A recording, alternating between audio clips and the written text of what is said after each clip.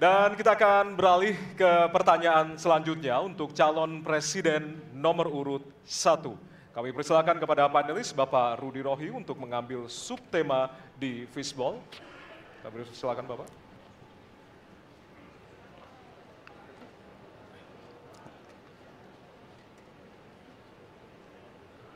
Diperlihatkan kepada kami semua, Bapak. Apa? Baik, temanya adalah penguatan demokrasi. Baik. Baik, selanjutnya kepada panelis Ibu Susi Dwi Haryanti untuk mengambil pertanyaan dari fishball. Hurufnya adalah A. Penguatan demokrasi dengan amplop A. Baik, masih tersegel Bapak Ibu? Kita akan langsung buka.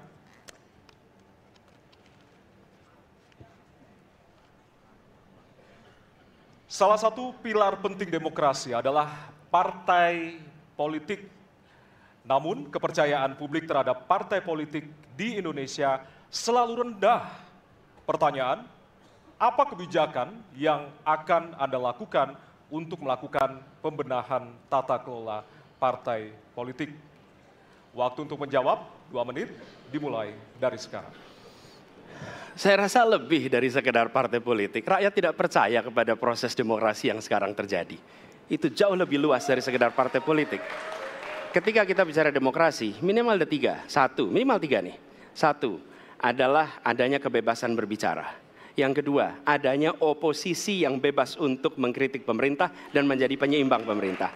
Yang ketiga, adanya proses pemilu, proses pilpres yang netral, yang transparan, jujur, adil. 3. Dan kalau kita saksikan akhir-akhir ini, 2 ini mengalami problem. Kita menyaksikan bagaimana kebebasan berbicara menurun, termasuk mengkritik partai politik.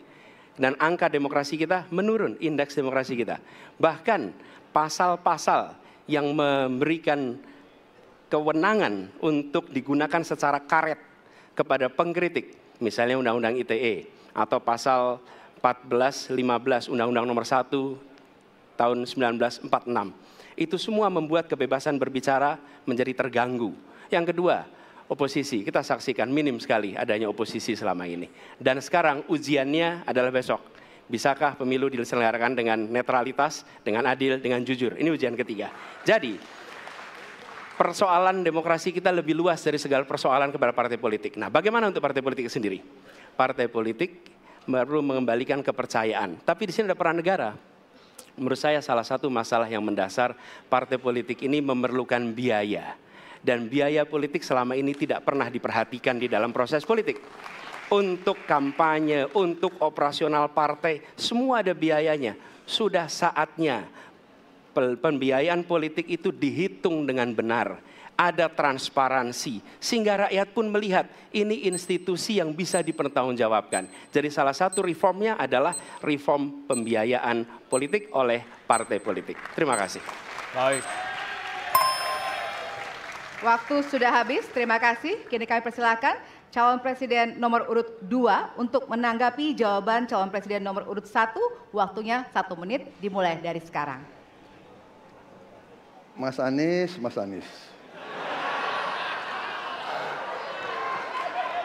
Saya berpendapat Mas Anies ini agak berlebihan.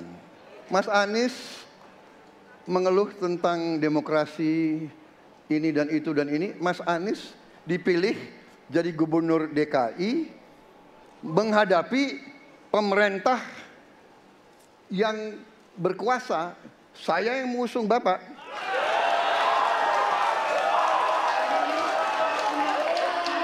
Kalau demokrasi kita tidak berjalan, tidak mungkin Anda jadi gubernur.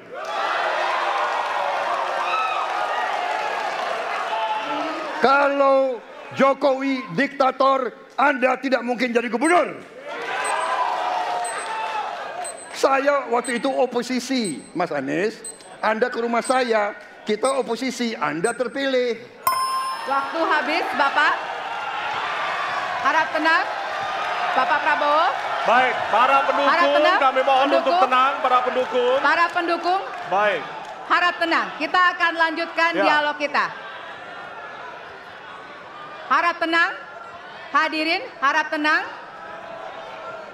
Kami sampaikan kembali, hadirin harap tenang. Apabila tidak tenang, maka debat tidak dapat dilanjutkan. Ya, kami mohon kerjasamanya kepada para hadirin yang berada di halaman gedung KPU untuk bisa menaati aturan yang telah kita sepakati bersama.